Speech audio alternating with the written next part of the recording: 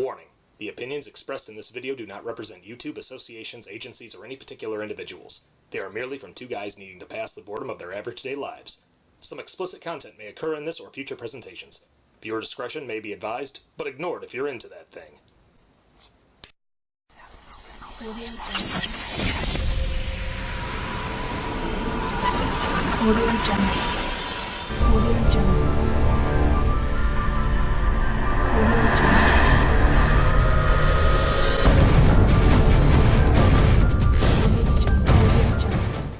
Hey everybody, I'm Wild Man Wes. I'm the Big Hat Wolf Penny. And welcome to Shocktoberfest from the Wild Wolf Show. Day 14. Man, we have halfway through this month already. We're getting so much closer to Halloween. I know, man. I'm down. Feel it. Oh, God, dude. I feel it. It's in the air. It's in the air, man. I feel the fall. The fall out there. It's beautiful. Oh. And we've given you quite a number of movies and whatnot, and you know what we haven't touched on though yet, buddy? Well, we did do a Japanese anime. We did do a Japanese, but I'm talking about kid-friendly cartoon Halloween specials. Yes, there are hundreds. Today we are going to give you five of our personal favorites, and we figured, you know, there might be little kids out there. We want to give you something from our childhood that you may never have seen before.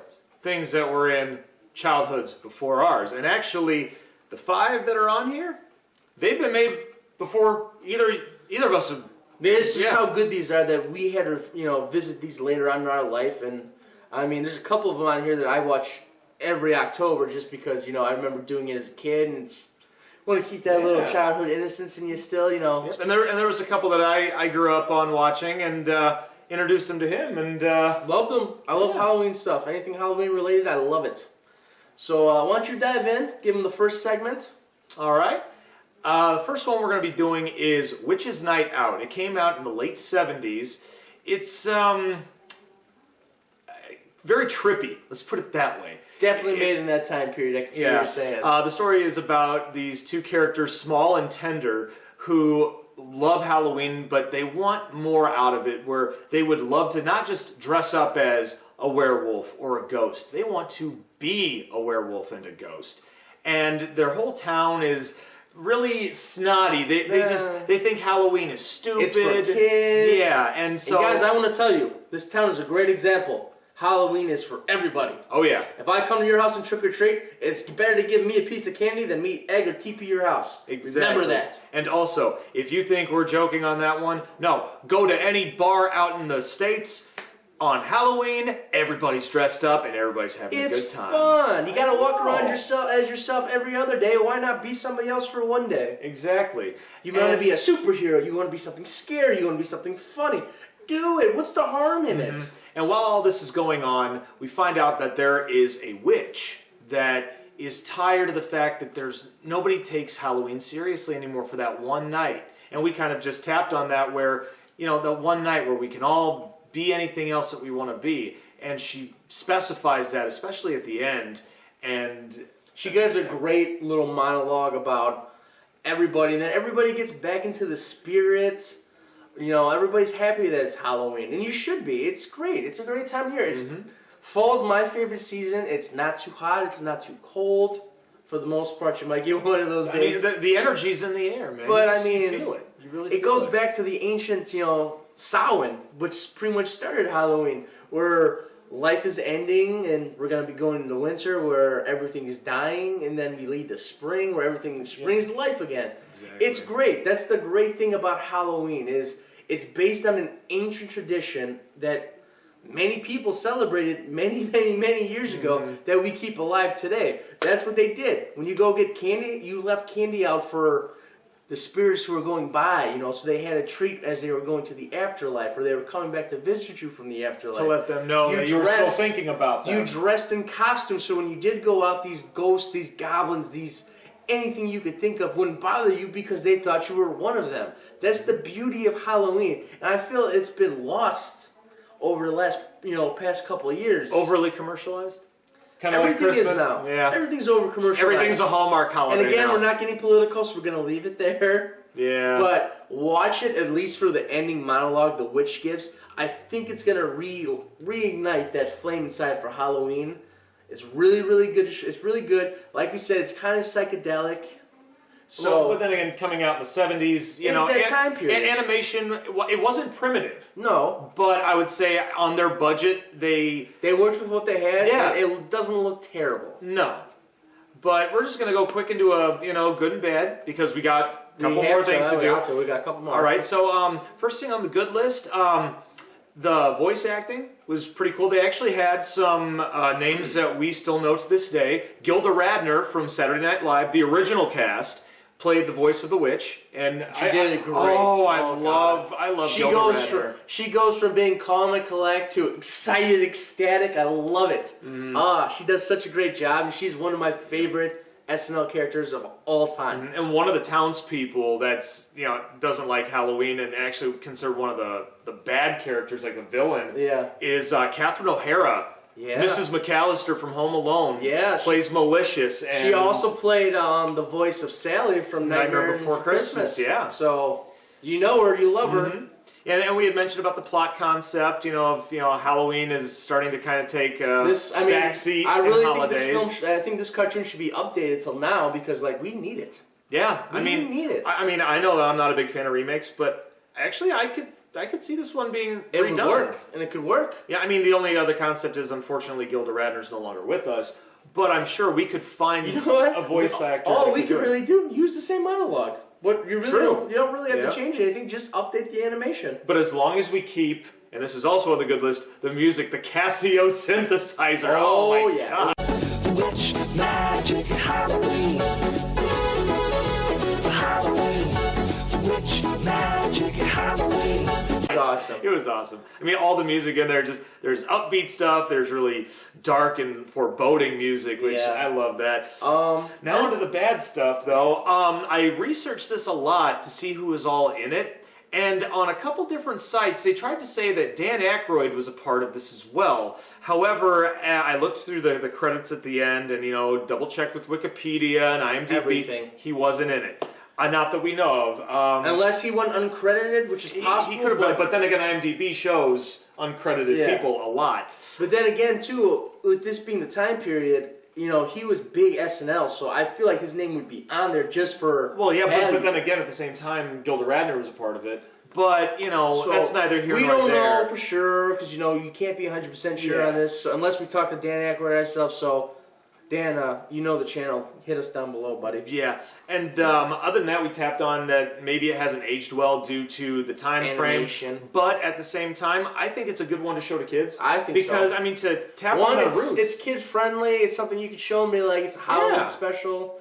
It's fun. It's a lot of fun, and I mean, you know, just. That's all I can really say about it, and looks like we get to grade this one already. We do. This gets an A+ in my book. I'm giving it an A+ too. I'm just, you know, I love old cartoons. I love it. Like I said, I love the message. That's the monologue that she gives at the end is what really sold me. Because when I was watching it, I was just like, all right, it's cool. It's a Halloween special. I like it. And then at the end, when the townspeople are, you know, kind of like ready to pretty much lynch her, you know, she gives a good monologue about it, and then they all start realizing, the moment of clarity.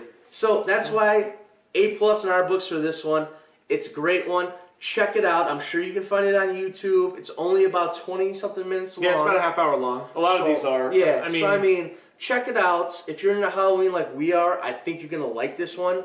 And if not, don't. Hey, I mean, we're just trying to enlighten you on some good old-fashioned cartoons for kids. Now we're going to go on to number 2 of the 5 that we've got for you. It is Halloween is Grinch Night. Now, this one is considered a prequel to How the Grinch Stole Christmas. It starts off with this young family in Whoville where they're sitting around having a good time, and all of a sudden, sweet wind starts to blow. And when that happens, everything starts to go bad, and the Grinch comes out for the night to wreak havoc on Whoville. And as this is going on, you find out in that family there's a young boy named Euchariah who really doesn't understand the concept of the Grinch, and he decides he's gonna go to the euphemism, as he says, which is obviously bathroom humor. I'm just gonna go. It's quite clever, actually. It's clever, but at the same time, I shook my head a little bit because. But anyways, he runs into the Grinch, and the Grinch doesn't understand why he's not really scared of him.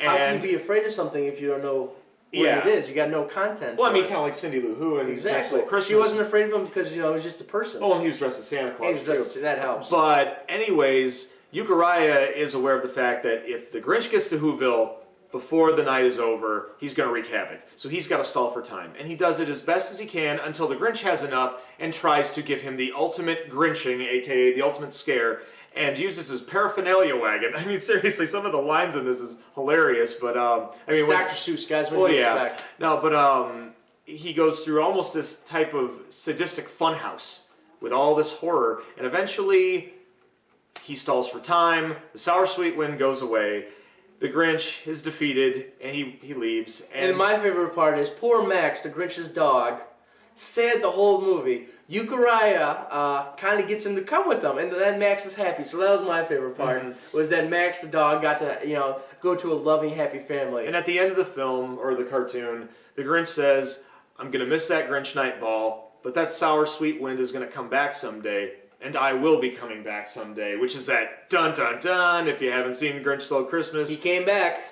He came back again after that, too. That's why we say this is a prequel, because maybe this is what set him off to go there on Christmas, even though it wasn't his night. All right, now going into the good and the bad.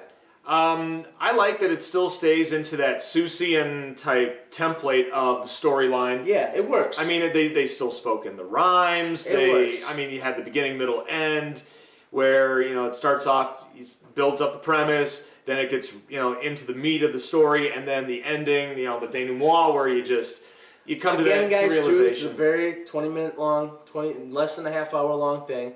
A little just to say you've seen it. I'm just saying, I mean, it's good. Like I said, Euchariah is actually a very smart little Who. Like, he's got glasses, so he's like, oh, I can't see you, that's why I'm not afraid of you, and he's wiping his glasses, and you can clearly see he's doing it slowly, and they're just like, put your glasses on!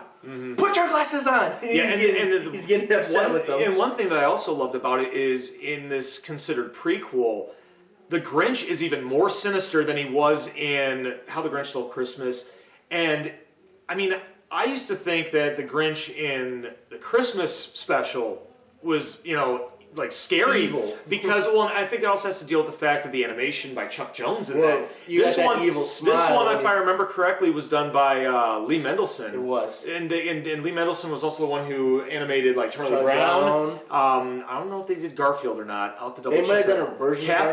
Kathy, I believe. Yeah. But yeah, I mean, even still, the Grinch looked even more sadistic. He did. He had more. You could see more. Or sinister, I should say. But I mean. And other than that, I can't really think of it. Other than that, I mean, there wasn't too many bad things. Like I said, it's a nice, short, sweet. It's a prequel, so you knew what you were going into. You knew what you're getting. So you I didn't have anything bad to say. I liked it. I can kind of go off of that, and I mean, I'm just going to go with the first nitpick. Boris Karloff didn't voice the Grinch in this. It was Hans Conried, which I understand. It is what it is. That was the only thing I didn't like was the voice, because you're so used to Boris Karloff as the Grinch. But Hans Conried actually did a fairly decent job. I liked his evil laugh. I did like his evil laugh. But again, Boris Karloff is Boris Karloff. I mean, he's one of the original horror icons. And the other thing that I really didn't care for was the fact that it says the title's called Halloween is Grinch Night, but they really never mention Halloween once. They don't. So that I think it was just kind of a holiday special. It might have been a cash grab. It probably was, and you know what? That's okay. But the big thing that I have to say on the bad side, it's about the concept of the prequel, because there are 3 technical Grinch cartoons out there. There's this prequel, which is Halloween is Grinch Night. There's How the Grinch Stole Christmas. And then there's another one that's not really talked about called The Grinch is the Cat in the Hat, which is kind of Dr. Seuss's like Freddy versus Jason in a way. Pretty much. He's but two big characters. They never really specify where the Grinch is the Cat in the Hat. Was it after when he, he's supposed to have, big hearts? Yeah. Because obviously I'm thinking that I have a feeling Grinch is the Cat in the Hat is a follow-up to the Christmas one, because at the beginning he's happy, and then he gets mad, and then Cat in the Hat saves him. But the confusing thing about the prequel situation is Max leaves to go with Euchariah. How does he come back? Yeah, that's where I'm just like, why did Max come back? Did the family move? Was the family even more meaner? Were they meaner than the Grinch? You don't know. We really don't know. Or maybe he missed the Grinch because he maybe knew that there was a good side to him. And he did see the good side later in How the Grinch, So I mean, Again, it's those Exactly. little things. We're trying to make it rational for you. We could be completely wrong. Maybe they're just completely separate events just to sell movies. Who knows? Yeah. We're not going to So- try to get in Dr. Seuss's head because... No. Exactly. Bonkers. Well, that's all we can really say about that one. What are you So ranking this one, bud? I'm going to rank this one... I want to...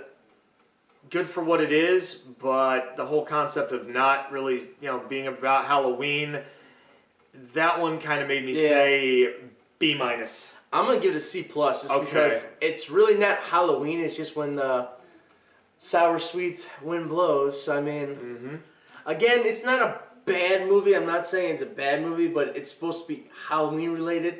The only reason why we did this one is because Halloween's in the title. Yeah. So that's kind of why we touched on it. But again, not a bad flick for kids, especially it's kid friendly.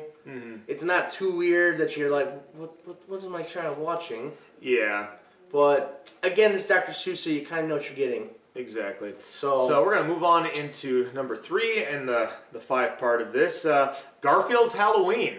I love this one. This is probably my favorite on the list. Well, I love Garfield just in general, especially this one. Lorenzo Music does his voice. Right? Yeah. So yeah, Lorenzo Music. If you don't know who that is, he also did Peter Venkman on Peter the Real Venkman on the Real Ghostbusters. Ghostbusters. Bill Murray's character, Which in turn, which is fun. Bill Murray then did Garfield in the live action movie. So we really don't talk about that much, though. Not No. even Bill Murray talks about it. But anyways, I'm going to give the concept on this one, and then I'll move it over to Benny for the last 2. So it starts off with Garfield not knowing what Halloween's about until he gets woken up by Binky the Clown Show early in the morning and finds out you can get a lot of candy. And we all know that Garfield likes to eat. he's a very portly cat, let's put it that way. He looks like me. No, but so he decides he wants to get Odie in on it, and they go up into 2 times the candy. Yeah, 2 and times all the he's got to candy. give Odie is 1 piece of candy. Gosh, Garfield's he's a con artist, but I love him though. Aren't we all? So they go up into the attic in the house, and they find a bunch of different costumes, and they decide they're going to be pirates. So John gives them 2 bags, tells them don't be out too late. As they're going around getting candy, they realize they come across a bridge to a lake, and they realize there's other houses on the other side of the lake. And Garfield wants more candy, so they go over across the lake. They see a little old house. It looks deserted.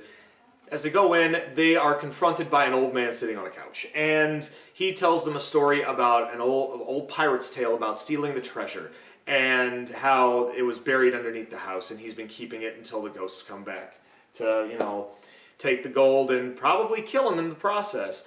And as Garfield and Odie aren't paying attention, old man slips out. Wherein which we are confronted by the pirate ghosts, and they're chasing Garfield and Odie all around the house. Odie and Garfield manage to escape between the fur of their body, and they also almost lose their candy. Oh, but that was the tragic But part. when they actually get across shore, they find out they've got their candy, and everything they live happily cavity after. So Very short film. Guys, again, in 20 minutes. Check it out. There's a couple Garfield specials. This is the original one.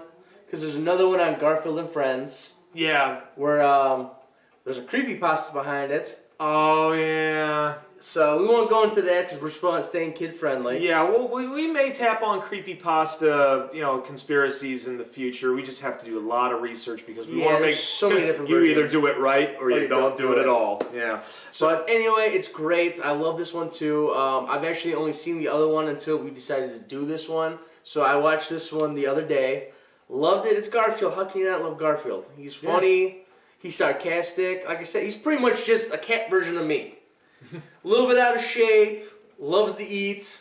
Sarcastic. Yeah. I mean, in Lorenzo Music we already tapped on. He was an awesome voice actor. Did a lot of different. He did a lot. I mean, Gummy Bears, everything. He did did it all. so many things. You probably heard him and never knew it. Yeah, man, we miss him very dearly. I mean, he's been gone for quite a while now, but his legacy lives on with all these animated always classics. be known probably as Garfield. I mean, the humor, obviously, there's a lot of funny moments, like after John looks at them dressed as pirates, he's like, you guys look ridiculous, and he goes, "Arr, methinks you be making fun of me, but you know what, I'll let it slide because you're the only man in the world who changes me kitty litter." Yeah. I mean, a cat poop joke, I mean, kids can relate to that one. But, so, I mean, And I can't remember if this came out before the comic strip version or vice versa, but I mean, I've read the comic strip version. Yeah. It's frame by frame true. I mean, they're both, you know, their side by side comparison is just 100%. And that's what makes it work. We love when you stick to the source material. And the fact that a lot of Garfield specials add a lot of music. Yeah. And not just that, but I mean, this one almost was like a musical in a way because there's about three songs throughout the whole thing. The first one is "This Is the Night," and then "What Shall I Be?" That was a good one where they're trying to figure out what costumes to wear. And "Scaredy Cat." Yeah. When they're starting to get a little freaked out by kids in costumes. And I mean, other than that, I mean, it's really great. I mean, there are a couple things that I've always, you know, scratched my head about. One being, it's about John Arbuckle. Yeah. Altogether, in every special, every, you know, comic strip. I mean, obviously, it's, you know, it's not real. It's fantasy. And he treats the pets like people, really. And you know what the bad thing is? We know people who treat their pets better than some people. oh yeah, So, but I mean, it's not that, a complete I mean, fabrication. and I'm not dogging that just for this in particular. It's just a retrospective of Garfield in general. Exactly. But I mean, I'm throwing that away just because it really doesn't really pertain to this in particular. The old man telling the pirate story, he says he was the cabin boy in that story, and I'm thinking, okay, this is in the 1980s. These pirates took place back in what, the 1700s, maybe 1600s at the earliest. How are you still alive, and how do you look that good for your age? Though, you know what, though? Are you a Highlander? Can there be only one? You know what I like though? It's back to that the childhood wonder where you didn't question the stuff. True. I mean, so that's why I liked it, because it's like, okay, as an adult, you're like, okay, that makes no sense. But as a child, you don't question it. No, and you just take it at face value. And that's what I love about these cartoons. Watch them, because you're going to realize you are questioning it. But think of yourself as a kid again, like watching this for the first time. You didn't question it. You're just like, okay, that was the cabin boy. That's how he knows the story. And it's like, all right. But the big thing for me is about the pirate ghosts. Because, you know, this isn't Scooby-Doo. It's not a person in a mask. These are real ghosts, and they could probably kill you. And, you know, you'd think that you'd see something like out of Ghostbusters where you get the proton packs and, you know, save the day. That would be cool if it was a Ghostbusters crossover. They jumped in the river and they swam away. And that was it. It was, I mean, that was the only thing I could really, you know, get really irked about, thinking it really didn't settle anything. The ghosts found the treasure, yeah, but... Unfinished business is done, they go... Well, yeah, but I mean, they found the treasure, but then when they are discovered in the house when Odie sneezes, you know, they chase him around, but the thing they is... don't want the treasure taken. Well, yeah, but at the same time, it's like, you know... In any type of horror situation, be like, witnesses, you must go. That's how it always works. Again, though, maybe they realized they were family cartoon. It's family friendly. Again, I mean, it's kid friendly. That's just the only thing I had an issue now you with. can tell this guy's getting old because he's not thinking like a kid anymore. He's thinking like an adult, a rational adult, which I do from time to time. Well, I've admitted to people in about 40 years I'm going to end up like Walter, you know, Jeff Dunham's Walter. It's like, you have no idea what you people are doing because I'm going to be a greeter at Walmart. Yeah, shut the hell up. Anyways, what are you ranking this one? As great as it is, and even just with that little glitch about the pirates, I'm gonna give it a solid A. I'm gonna actually give it an A+, because like I said, it's meant for children. You have to think like a child for this movie to make sense. If you start poking holes in it as an adult, it loses all its flavor. And that's not what this is about. It's supposed to just be a kid's show that we watch because, you know, we're just giant children. But now we're starting to get older. Some of us a little bit faster than me. And you start poking holes in it. So you gotta look at it as a child. If you look at it as an adult, it's not going to make sense. Yeah. So again, this is why we want to do this episode, because we could do horror movies, we could do scary movies, we could do all these movies that kids can't see. This is for you children out there, because again, this was my favorite time of the year. And not just that, but for adults to relive their childhood, because this is my favorite time of the year. I love it more than Christmas. I never liked Christmas just because everybody acts nicer. It's like, oh, I gotta be nice for Santa. They act. Some people act nice out of greed. Maybe. If you can act nice around Christmas time, you can act nice all year round. So Amen you guys are phonies, a bunch of phonies. I said it. I don't care. It's all right. We all know who the non-phonies are, and we appreciate you. We do. Anyway, we're gonna move on. Now it's time. I'm gonna let Benny right here. All right, we're take the gonna talk last about two. Probably my favorite Halloween special as a kid, the Charlie Brown. It's the Great Pumpkin Charlie Brown. Oh yeah. Funny story before we get into this. When I was a kid, my mom would actually go get stuff, say the Great Pumpkin left it. I can't remember what day it was. It wasn't Halloween. I want to say it was the week before Halloween. So we get, I get like an action figure. My sister would get Barbie. It was the Great Pumpkin. So that's my little tidbit. That's probably why this one I liked so much. I loved the fact that your mom was such she was into that. I grew up being a huge Charlie Brown and during Peanuts Christmas, fan. we get for St. Nicholas Day, and then even though St. Nicholas and Santa were the same person. And I love the fact one Christmas you and your mom got me the Charlie Brown Christmas T-shirt. I teared up. I thought that was the coolest thing. So that's my fun little tidbit that I remember from my childhood was actually getting something from the Great Pumpkin. I'll admit it, because every time I see that shirt, I'm just like, I keep wanting, man. This one's for you, Mom. This episode's dedicated to my mother. We miss you. We really miss you. So anyway, so it starts off. Lucy and Linus are going out. They're going to get a pumpkin.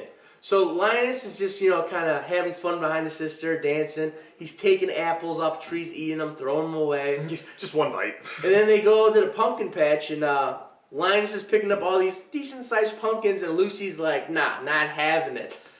She makes him pick up this pumpkin that's literally twice his size. So he's struggling to carry it. She's going through a fence hole, and he's trying to. And then you hear him, he's rolling the pumpkin. And then he accidentally crashes it, and Lucy's losing her stuff. So finally they get in the house. Lucy's setting the paper out, and Linus is like watching her do it. And she takes a knife and she starts to carve it. He's like, "Oh, you didn't tell me you were gonna kill it!" And then he starts crying.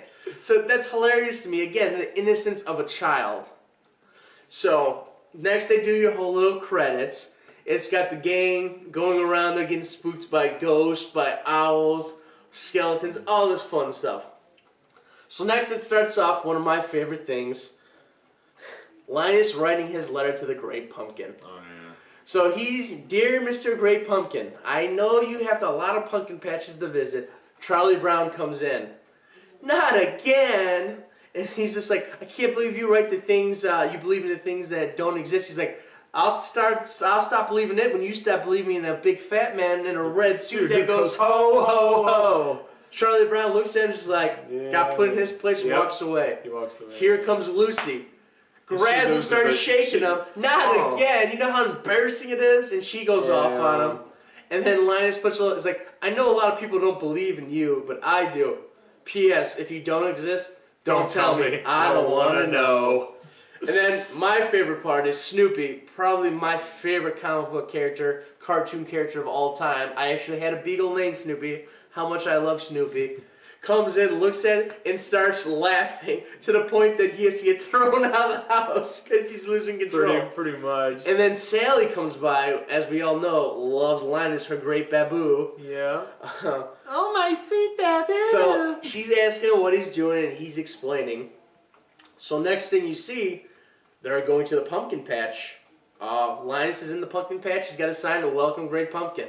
So then you kind of cut over to trick-or-treating. Yeah, we cut over to the rest of the Peanut gang getting ready. They're getting their costumes on. Everybody's like, "Oh, that's you, that's you." They're all, They go to visit Linus one last time to see if he wants to go for tricks and treats. Nope. He doesn't want to. Sally, being the love-struck girl that she is, decides to stay with him. And Linus is going off on how, once he gets here, we'll be showered with presents and all this stuff. Mm-hmm. So now we cut over to the Peanut gang is going trick-or-treating. They go around a couple times. Of course, poor Charlie Brown keeps getting the rocks. They are comparing what they got. "I got a popcorn ball. I got 2 pieces of candy. I got a rock." So anyway, then... Such a sad sack. It really is. So anyway, one of the gang asks Charlie Brown, "What's Snoopy doing?" And we go into my favorite part of the movie where he's just like, "Oh, he's a fighter pilot from World War I. World War I fighting ace." So yeah. He's checking his plane, which happens to be his house, inspecting it, gets in, he yells contact, he takes off, and then you see him, he's out looking for the Red Baron. So he shoots down a couple planes. I love the little gestures. He's like, I love the little gestures he makes. And then he gets hit. He's going down, and the whole time he's being so overly dramatic. He's just like cursing God, and then he bails out into his bowl, and then you see him. They're explaining the story. Now he's going across the French countryside. Where he's basically just going to the Halloween party. He's pretty much going to the Halloween. So he goes. We're at the Halloween party now. Lucy uses the back of Charlie Brown's head as kind of like a prop to figure out how they're going to do the pumpkin. Poor Charlie Brown. The bobbing for apples scene. And then Lucy is like, oh, now we're going to bob for apples. When was the last time somebody bobbed for apples? Let's bring it back. Oh, man. So Lucy goes in and gets it, and before she goes in, one of the kids gives her quite a smart, like, oh, Lucy, you should be perfect at this. You got a big enough mouth for it. Because she talks all the time, guys. Don't get dirty. It's a Peanuts game video. Yeah, I can erase you. Your mind's racing, you sick, twisted people. Other episodes, we'll talk later. Yeah. Anyway, so she comes out. She's like, oh, I touched dog lips. Give me some, one of the rational things they always do.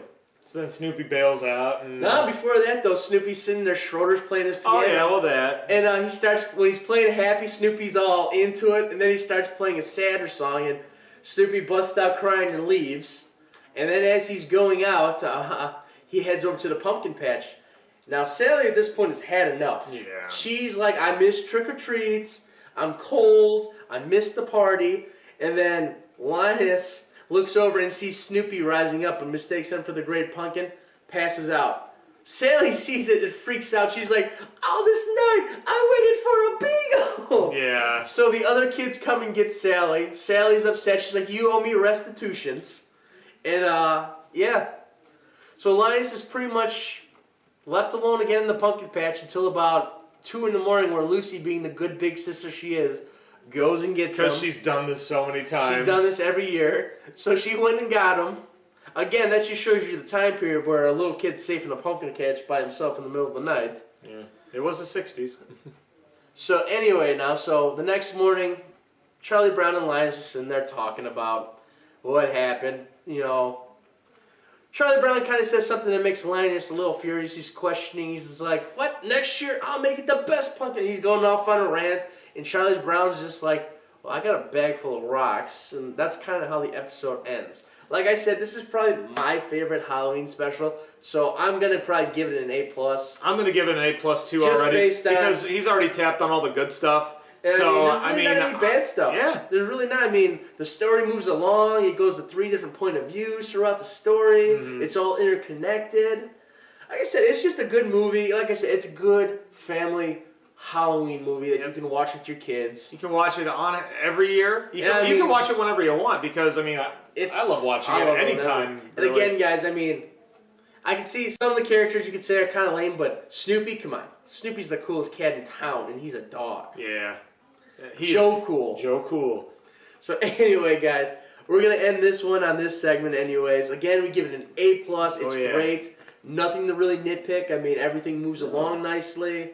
It's a good movie. Yeah. Check it out. It's about 25 to 26 minutes, give or take. Yeah, I think so. Maybe shorter. Maybe even shorter. So there you go. So it's probably a half hour on TV with all the Half hour, commercials. so probably like 20 minutes then. Well, because the Charlie Brown Christmas is only like 12 minutes. Yeah.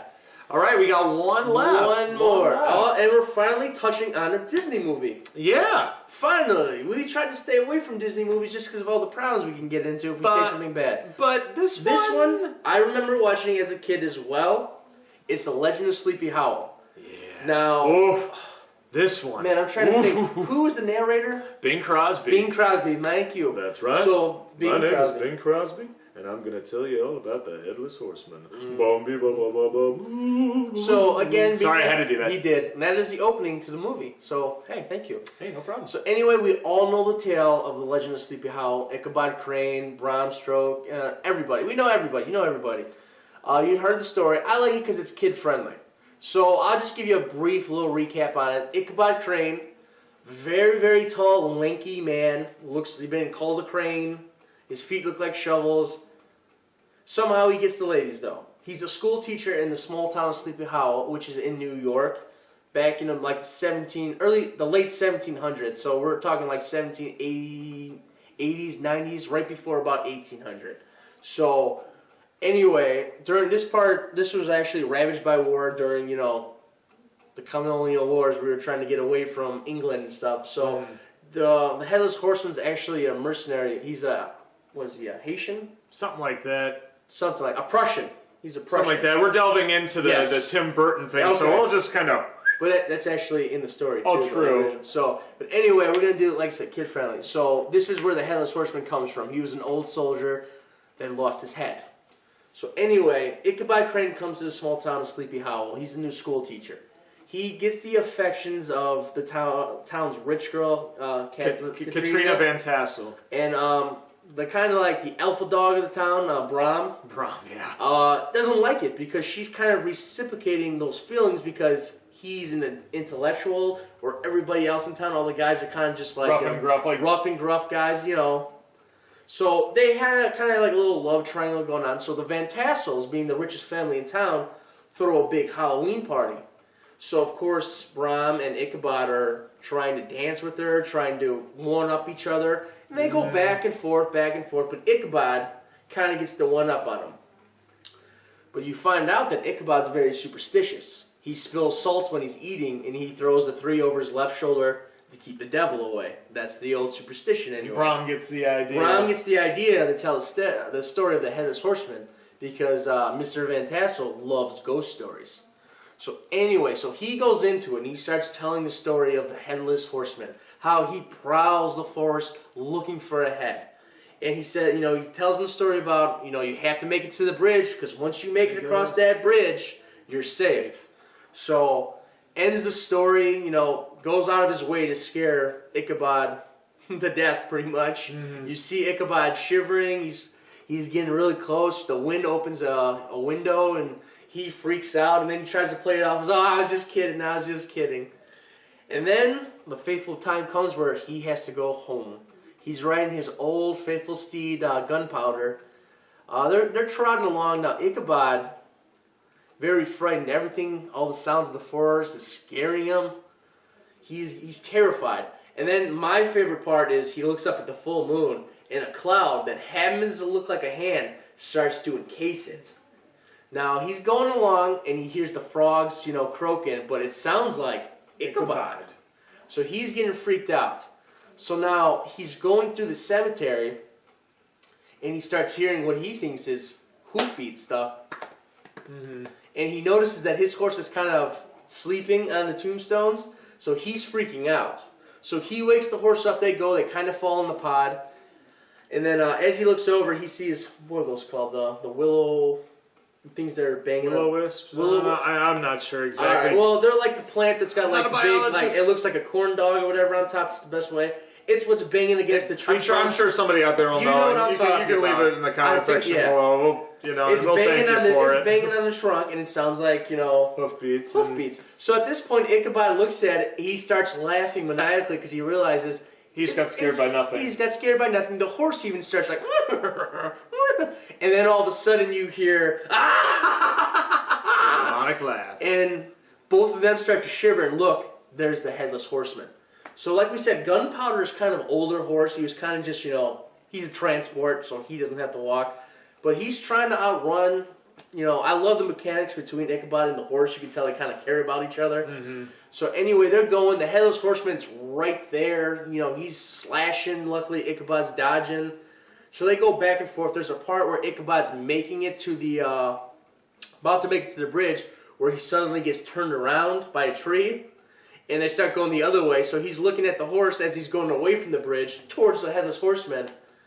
Headless Horseman almost gets him. There's like a scene where the horses collide and Ichabod like kind of like brushes up against the Headless Horseman and looks down like his neck hole. And that's when he laughs again and Ichabod wants to get out of there.